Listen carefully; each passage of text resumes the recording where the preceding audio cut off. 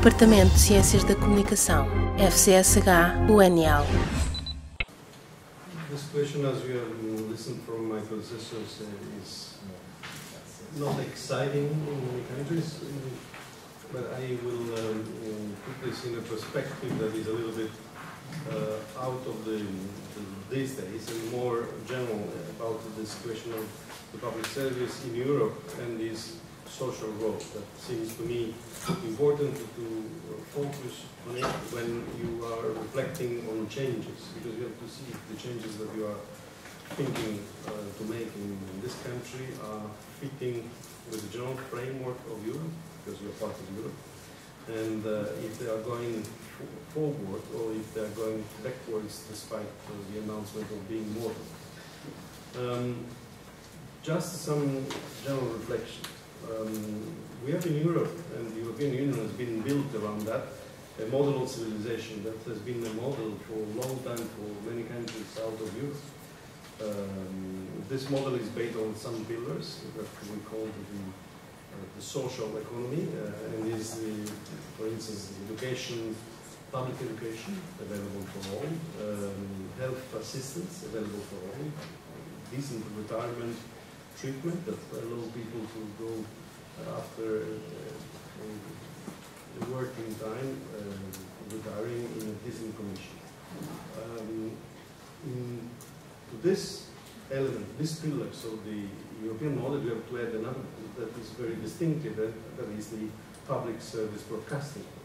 If you look at the world situation, in fact, the public service exists only in countries where you have this kind of system, and is strictly intimated related to the others.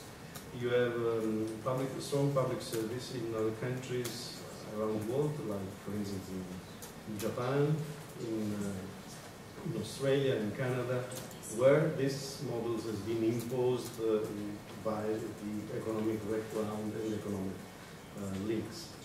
So, in a certain sense, when we are talking about changing the public service, we are talking, and it's happened also in the other sector, to change the European model of the way of life. And we have to be aware of the consequences of this bring in cascade on all the rest. There is not a single European rule for what public service has to be. This has been mentioned by Dick, has been mentioned by others before. This morning also by the Portuguese colleagues. Nevertheless, we have in common a certain number of recurring missions that we ask in each country to our public service. Among the service that each country asks to its own public service, you have a certain number of things. The most common, for instance, are the most basic. The origin of the public service of broadcasting, or the state broadcasting at the very beginning, was to have a common point to inform all citizens when in case of emergency, in case of war, in case of natural disasters. Sometimes we forget this, but for instance in Japan this was one of the essential points during the Fukushima tragedy. This is the bottom line. But then on the top of that, one of the second important missions we ask is information. We ask public service to provide news that have to be as much as possible making a good coverage of the local situation, national news, international news, local news, that have to be as much impartial and objective as possible, in doctrine of principle, and the reality could be different, of course, protected by interference from economic interests, financial interests, religious interests, and so on, in order to serve mainly, and not, if not exclusively, the citizen interest, the state interest, the proper state, not the party or another one or interest, different interests. A third mission is to provide good quality program that are addressed to all the publics of the country, not only to serve those that could pay, for instance, the pay TV subscription.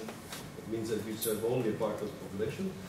That serves all different range of age, so program for children, even if they are not the largest part of the population, cultural programs, even if the people is not exactly what they want to see on prime time, etc. etc. Another essential mission that exists all over Europe is the information on politics, where for politics we intend information on how the public interest is run by parties, by the government, by local administration, in order to provide citizens the kind of and the range of information that they need in order to take proper decision at the moment of the democratic elections.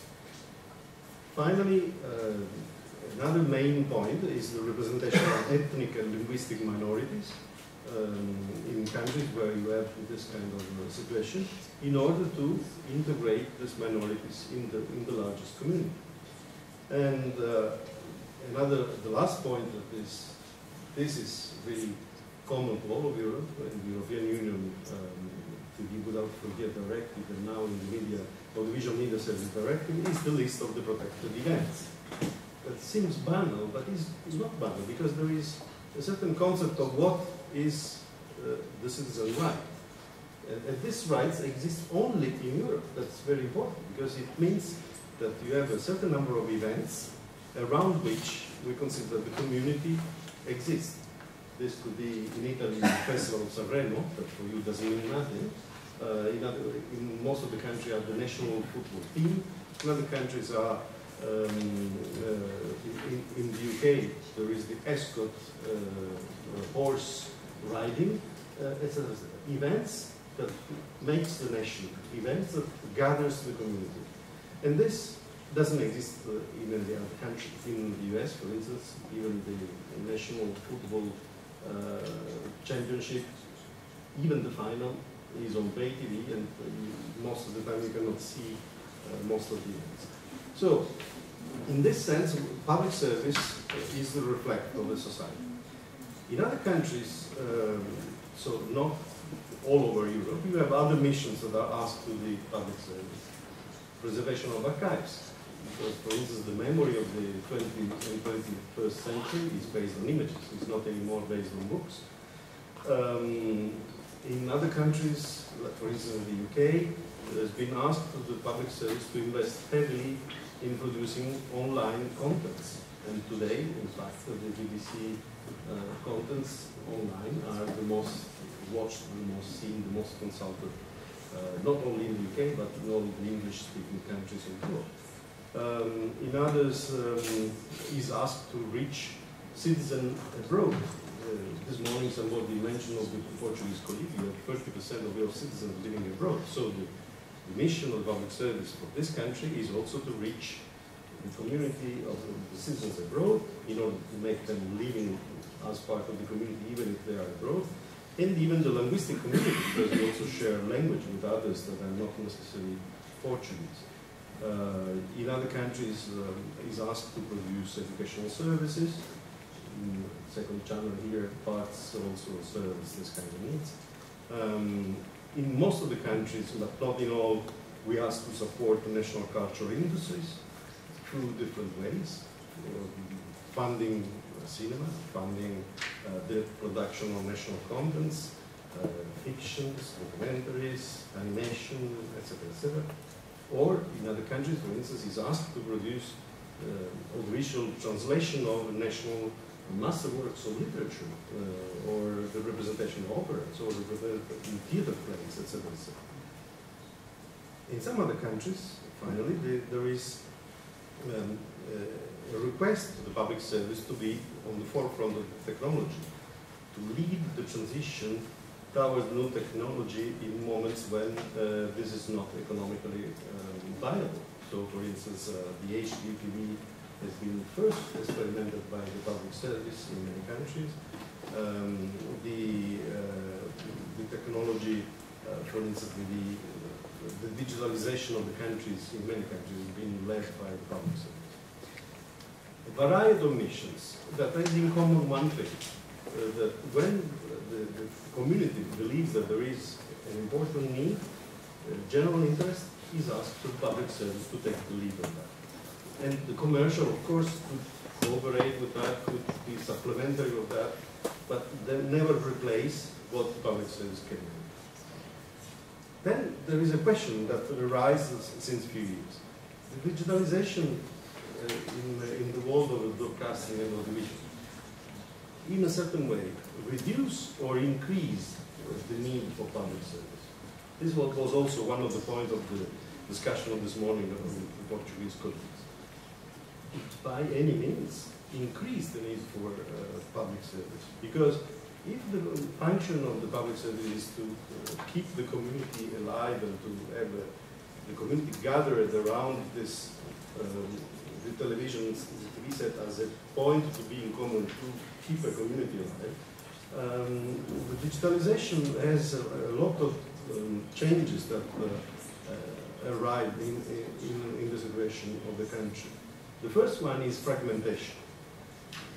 With the multiplication of the channels, of course, one of the points discussed this morning, you have everybody could find his own interest in the TV offer. The children can have their only children programs.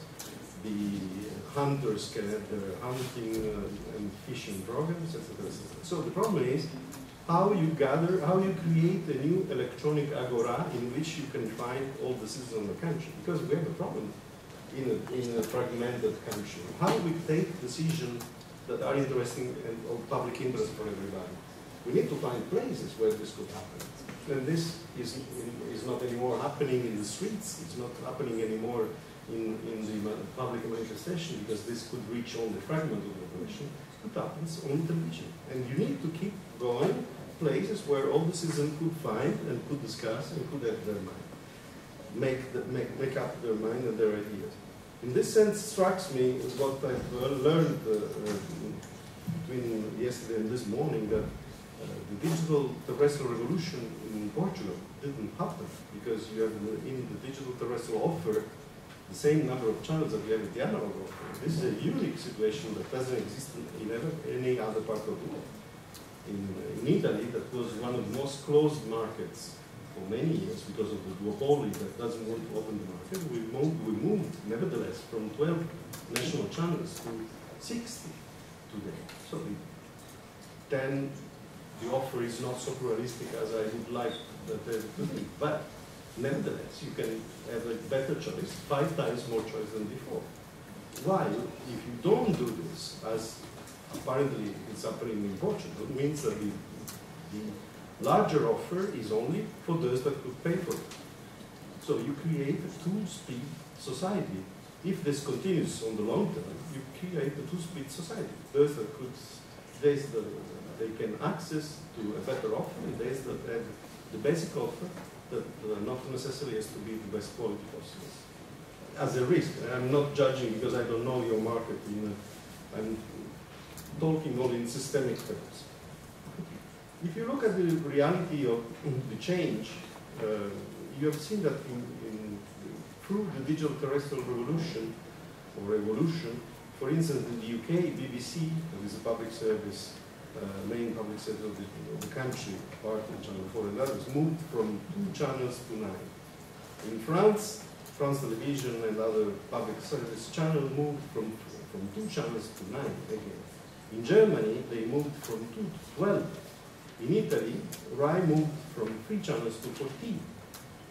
And you have the children channel, even 2 children channel, you have the sport channel, you have the cultural channel, all these channels, etc. And this didn't happen only in the big countries. It happened also in other countries that are more similar to Portugal. For instance, in Belgium, Flemish part, they moved from 2 channels to 5. In Finland, from 2 to 9. In Sweden, from 2 to 6. So, in all these countries, more digital, more offer. And what is the characteristic of the public service in this country is that even in the thematic channel, there are bridges and passerelles that bring the audience towards some common moment. The news, the big events, the political elections, etc., where the thematic channel remember to the small community that they are part of a larger community. If this is the trend in Europe, how you can situate and put in this picture what we are thinking to do in Portugal? Really, it's difficult to understand because the trend all over Europe is that you increase the offer of public service. you increase the offer of audiovisual services, but you also, in the same trend, you increase the offer of public service. So why reduce the offer of public service? For making economy of scale. Then probably you need the structuration that this will be imposed will be far bigger than reducing it from a channel, because then you need to reduce the old structure, because if not, you double the cost. If the output of the produced by the same structure is reduced by 50%, then the cost doubled compared to the output. Unless that you think that immediately after you will start to attack the structure and you reduce even the structure, reducing proportionally the overall cost, and reducing the output and reducing the service to consumption. So, strange and difficult to understand, because if this is a way to be on the forefront of the new Europe, there is a high risk that you will be the last on the bandwagon of the old Europe. But anyway, I hope that on the basis of this reflections, probably the decision could be taken more in a way more appropriate and more reflective. The only thing that I want to say before to close, because I've been too long and there are many things that could be said also, mentioning the Agenda 2020 of the European Union. Even if there are a lot of negative aspects in this agenda because lacks of a lot of consideration, but what says correctly is that if we want to have a future as a region, European region, this future has to be in the more added value contents. Creative contents are strictly part of this future. And Europe, because of its repository of culture, knowledge, competences, has, on the principle, all the possibility to make that. But through what? You need an infrastructure, you need an industry that sustains the production of creative contents, and you need that this production of creative contents is linked to the repository of knowledge. So more interaction between the university, between the cultural production side that we exhibit, the festival, etc., etc. And through what you can do this? Only through television, and mainly through the television that could aim to national interest and to common citizen interest. Because in the commercial television, unfortunately, for the citizen interest, their main goal is to make profit. While public service television is not as a goal to make profit, but to make theoretically happier the citizen and better place to live for everyone. So, in this sense, I think that the best thing that you can do for your country is to have a strategic plan about your future in a European perspective, because there is no future for a single country out of the European Union. That's the reality of the globalization. And try to use at the best what you have as a resources, technical resources, creative resources, and industrial resources. In this sense, to have less public service, it would be a big mistake. Thank you.